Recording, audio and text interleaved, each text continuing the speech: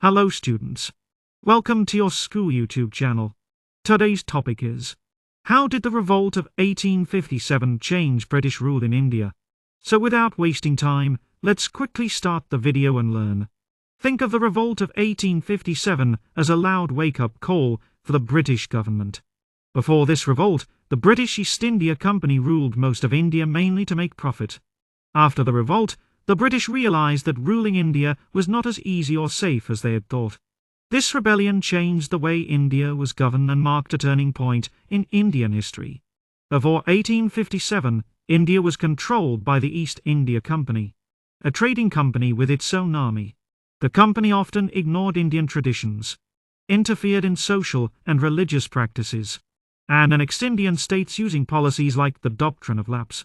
The Revolt of 1857, which began with Indian soldiers and later involved peasants, rulers, and common people, shocked the British. Even though the revolt failed, it made the British understand that their rule was deeply unpopular.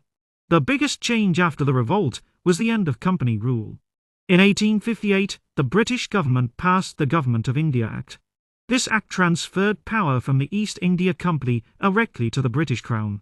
From then on, India was ruled by the British government, with the Queen of England as the head. A new post called the Viceroy was created to represent the British monarch in India. This marks the beginning of direct British rule, also known as the British Raj. Another major change was in British policy toward Indian rulers. Before 1857, the British often annexed kingdoms and removed Indian kings. After the revolt, they decided to be more careful. They promised not to annex Indian states and allowed many princes to keep their kingdoms as long as they remained loyal to the British. This helped the British gain the support of Indian rulers and reduce the risk of future rebellions. The British also changed their attitude toward Indian religions and traditions. The revolt had shown that interfering in religious matters could lead to anger and rebellion. After 1857, the British promised to respect Indian religions, customs, and traditions. They stopped trying to impose social reforms forcefully and avoided actions that could hurt religious sentiments. This policy was meant to maintain peace and prevent another large uprising. Changes were also made in the army.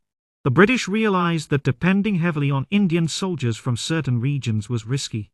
After the revolt, they reorganized the army. The number of British soldiers was increased, while the number of Indian soldiers was reduced. Indian soldiers were recruited from different regions to prevent unity among them. Important weapons and artillery were kept under British control to ensure safety. The revolt also strengthened racial discrimination. After 1857, the British became more suspicious of Indians. The distance between the rulers and the ruled increased.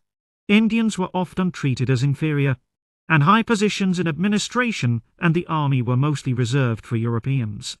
This created resentment, but also slowly encouraged educated Indians to think about unity and self-respect. Finally, the revolt of 1857 planted the seeds of Indian nationalism. Even though it failed, it showed that Indians could unite against foreign rule. Later freedom fighters learned important lessons from this revolt. It inspired future movements and leaders who would eventually challenge British rule in a more organized way. In short, the Revolt of 1857 did not end British rule, but it completely changed how the British governed India. It ended company rule, brought direct control by the British Crown, changed military and political policies, and slowly pushed Indians toward the idea of freedom. Let me know in the comments how you liked the video and what topics you would like to see in the next video.